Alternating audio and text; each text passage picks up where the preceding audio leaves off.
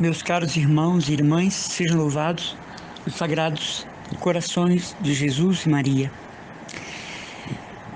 Alguns anos atrás, eu participei de um retiro pregado por um sábio e santo jesuíta na Escola Apostólica de Baturité.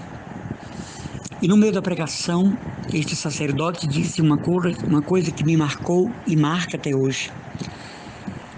Não existe Cristo sem a cruz. Portanto, não existe cristão sem a sua cruz.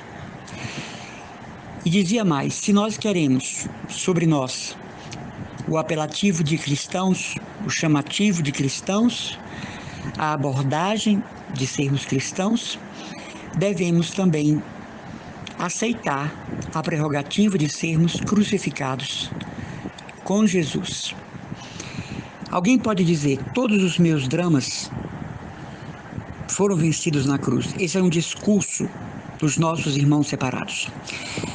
Eu não preciso sofrer mais nada. Tudo ele já pagou na cruz do Calvário. E isso é verdade, mas uma verdade distorcida, não é? Por quê? Porque em nós continua, no tempo e no espaço, a nossa adesão ao mistério da cruz, que vai comportar uma resposta do nosso eu a ele, que vai nos questionar quanto esta sintonia com o Calvário. São Paulo vai dizer: completo na minha carne o que faltou à paixão de Cristo, estou crucificado. Quer dizer que todos nós passamos nesta vida com o sinete da cruz, com o emblema da cruz. Não é possível nos dizermos cristãos sem partilharmos da mesa do Senhor. E na mesa do Senhor tinha o cálice. E na mesa do Senhor estava a prerrogativa da cruz.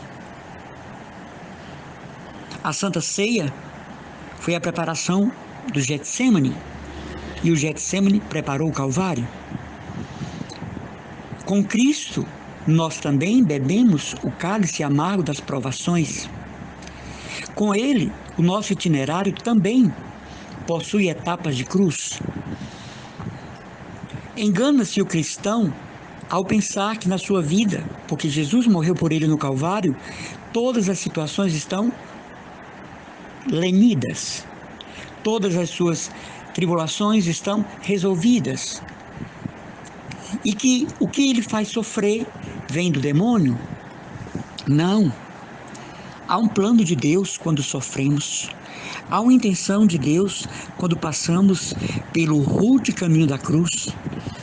Existe um propósito divino no sofrimento, seja ele de que natureza for, física, moral, psicológica, espiritual.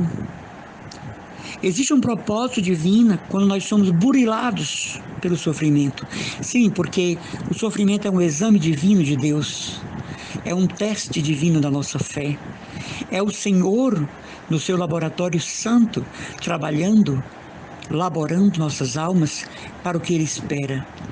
Como diz Jeremias, como um barro nas mãos do oleiro, que vai virar um jarro, que vai virar um lindo pedestal de luz para o Senhor, que vai virar com o sofrimento aquilo que Ele dispuser.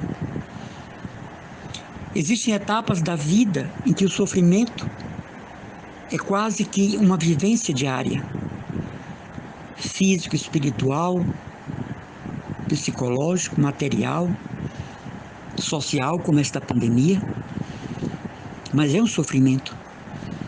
Quem de nós não tem uma história de dor para contar? Quem de nós não tem uma noite escura para dar testemunho de que por ela passou? Mas não podemos negar que nunca estivemos só. Como diz São Paulo, o Senhor está próximo. Alegrai-vos sempre no Senhor. Nas nossas tribulações, ele diz: o Senhor está próximo. Tanto no sentido escatológico, como no sentido físico, Ele está próximo de nós. E acompanhe no silêncio de sua sabedoria o nosso comportamento diante da cruz que nos pesa, da aflição que nos domina, da situação que estamos passando. De maneira, meus caros irmãos, que não é possível ser cristão sem passar pela cruz. Não se trata de uma espécie de favorecimento de ideias dolorosas, de um cristianismo sangrento, não, mas é o cotidiano. Sofremos por nós e por causa dos outros e dos outros com relação a nós. Uma mãe que à meia-noite, uma da madrugada, seu filho e sua filha não chegaram. Uma esposa que o marido não voltou do trabalho.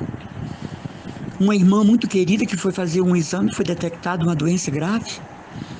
Um parente muito próximo que morreu num acidente grave. A indiferença, que também machuca, né? De uma pessoa amiga para conosco. O fim de um projeto tão sonhado.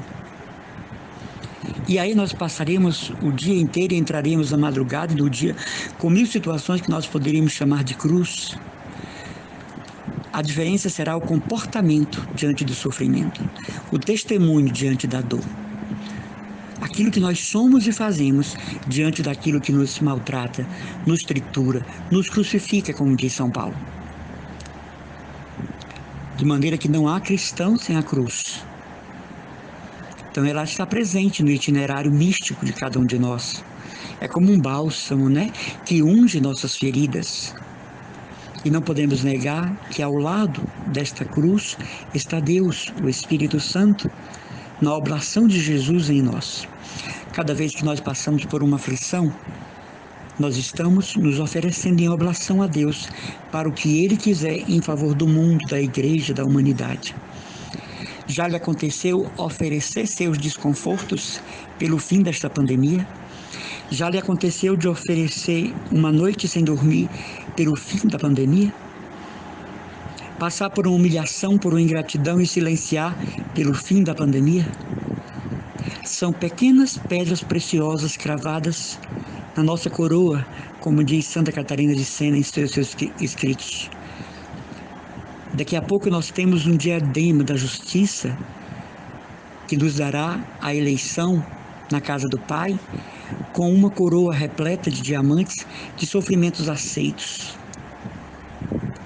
de uma submissão amorosa aos desígnios de Deus e de uma participação no sofrimento sem fazer disso alguma coisa que seja anormal ou fora da realidade cristã.